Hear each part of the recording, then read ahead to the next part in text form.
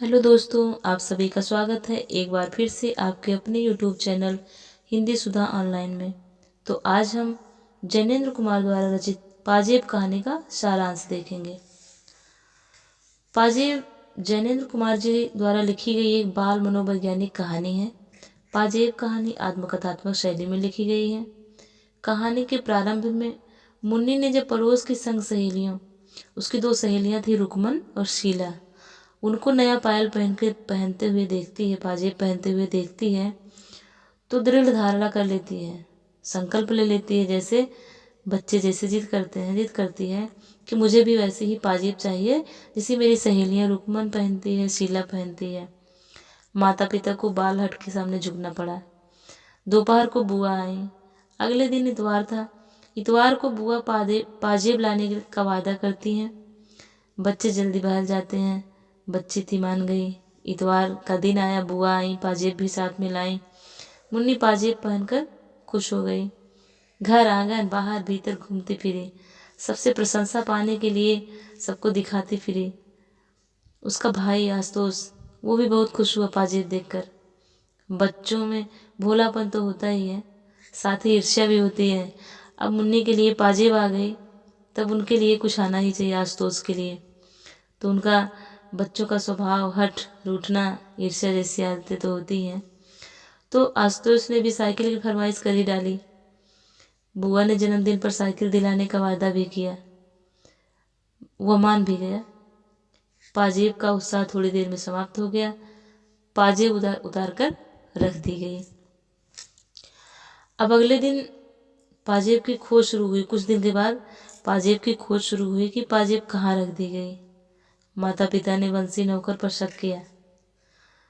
बंसी ने इनकार कर दिया कि उसने पाजेब नहीं ली है।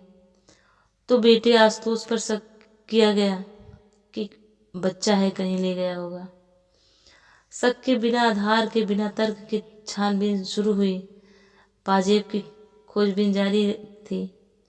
आस्तोष अचानक ही प्रश्नों की बौछार से बचने के लिए कुछ उत्तर देता, कुछ कभी सही बताता, कुछ गलत बताता, और डांट मार से बचना भी चाह रहा था।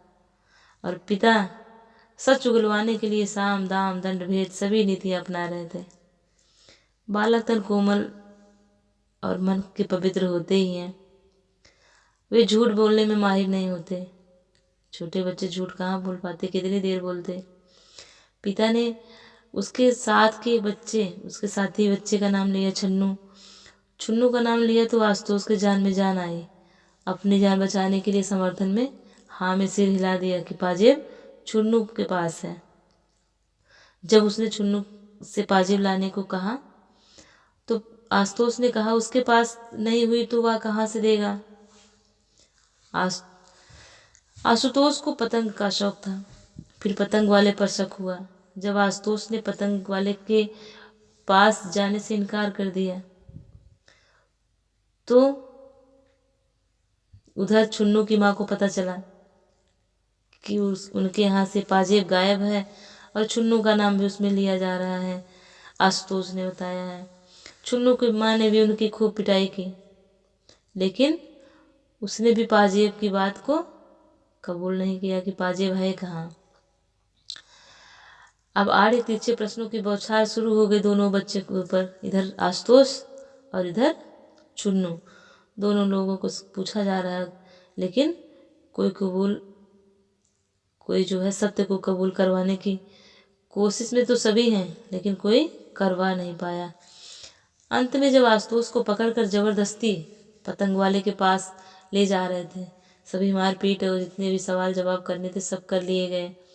बच्चा था, कभी इनको बता रहा था, कभी उनको बता रहा था, लेकिन जब बात न बनी तो उसको पकड़ करके अंत में जबरदस्ती पतंग वाले के पास ले जाया गया। रास्ते में जा ही रहे थे, वहाँ पहुँचे नहीं थे पतंग वाले के पास, रास्ते में ही थे। उसी समय उनकी बुआ जी आ जाती हैं फिर से। उनके पास कुछ ज़रूरी कागजात थे। वो कागजों को लेकर के बुआ जी घर आती हैं। वे अपनी बास्केट की जेब से पाजेब निकाल कर रख देती हैं और कहती हैं कि वह भूल से हमारे साथ चली गई थी। पाजेब को देखकर सब हतप्रभ रह जाते हैं, सब खुश होते हैं। और आशुतोष को तो मानो जान में जान ही आ गई। आशुतोष भी खुश होता है और मुन्नी अपना पाजेब पाके खुश हो जाती है। तो इस तरह से कहानी का अंत होता है। जैसा कि ये बाल मनोवैज्ञानिक कहानी है, आत्मकथात्मक शैली में लिखी गई कहानी है। इससे बालकों के चरित्र के बारे में हमको पता चलता है कि बच्चे कितने हठी, कितने ईमानदार और किस तरह से होते हैं। और बड़े लोगों को चाहिए भी कि किसी के ऊपर शक के आधार पर किसी को दंडित न किया जाए, किसी को प्रताड़ित न किया जाए। और बच्चे तो मन के सच्चे होते ही हैं। तो मिलते हैं अगले वीडियो में। धन्यवाद।